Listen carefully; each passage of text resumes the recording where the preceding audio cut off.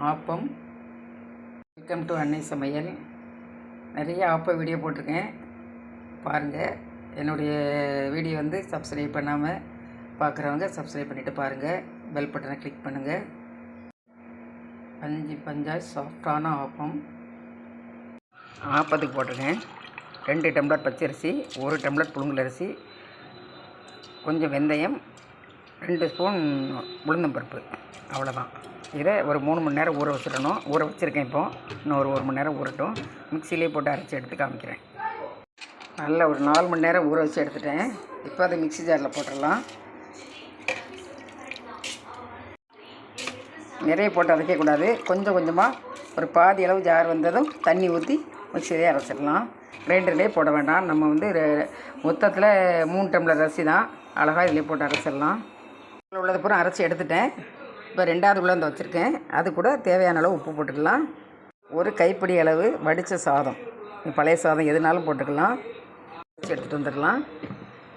சாதம் போட்டதையும் அரைச்சி எடுத்துகிட்டு வந்தாச்சு.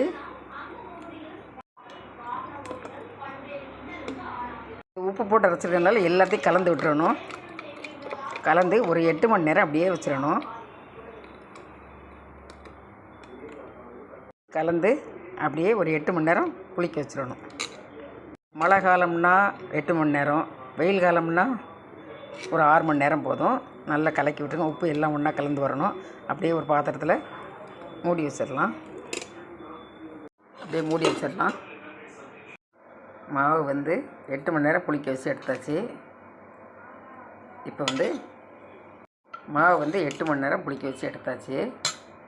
இப்போ வேற ஒரு பாத்திரத்தில் கொஞ்சமாக எடுத்து வச்சிடணும். கொஞ்சமாக எடுத்துக்கலாம்.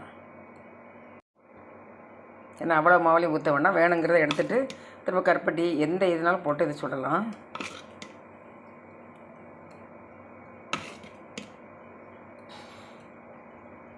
எடுக்கணும்னு சொன்னோன்னா சுடறதுக்கு சுடும் போது மட்டும் ஆப்பச்சோடான்னு சொல்லுவாங்க. சோடாப்புன்னு சொல்லலாம், ஆப்பச்சோடா.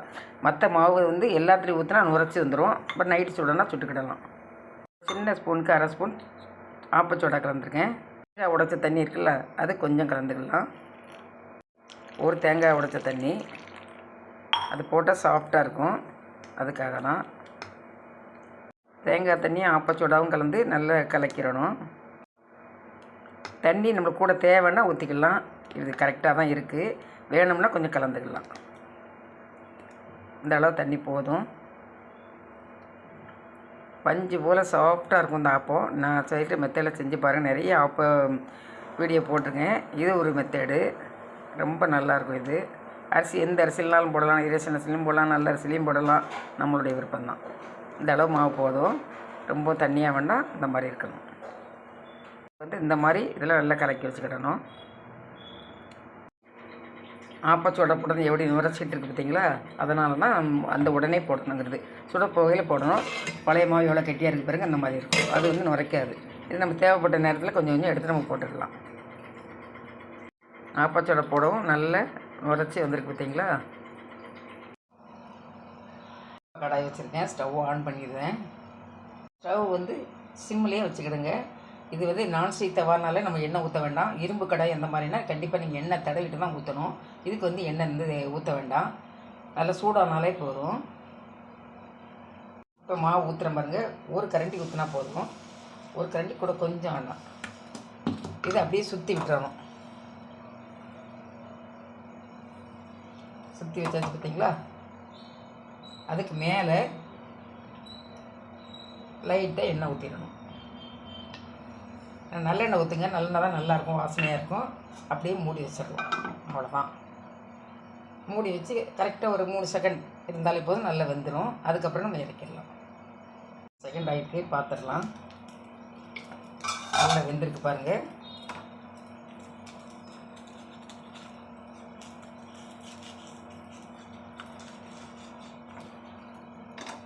அப்போ எப்படி நல்லா இருக்கு பாருங்கள். சாஃப்டான ஆப்பம். இந்த மாதிரி நீங்கள் வீட்லேயும் செய்யலாம். அவ்வளோ ஒரு டேஸ்ட்டாக இருக்கும். பஞ்சு போல் ஆப்பம். அவ்வளோ ஒரு சாஃப்டாக இருக்குது பாருங்கள். அதே மாதிரி அதுக்கு தேங்காய் சட்னி வச்சுருக்கேன். தேங்காய் பால் எடுக்கலாம், எடுத்துக்கலாம். தேங்காய் சட்னியும் இறக்கலாம். சட்டி சூடாகிட்டு ஒரு கரண்டி ஊற்றிக்கலாம். கூட கொஞ்சம் ஊற்றி சுற்றி விட்டுறணும்.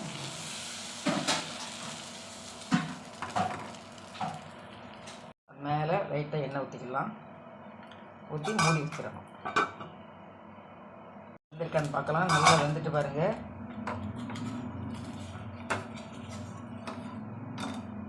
சாஃப்டாக உள்ள ஆப்பம் பாருங்கள், ரெடி ஆகிடுச்சு.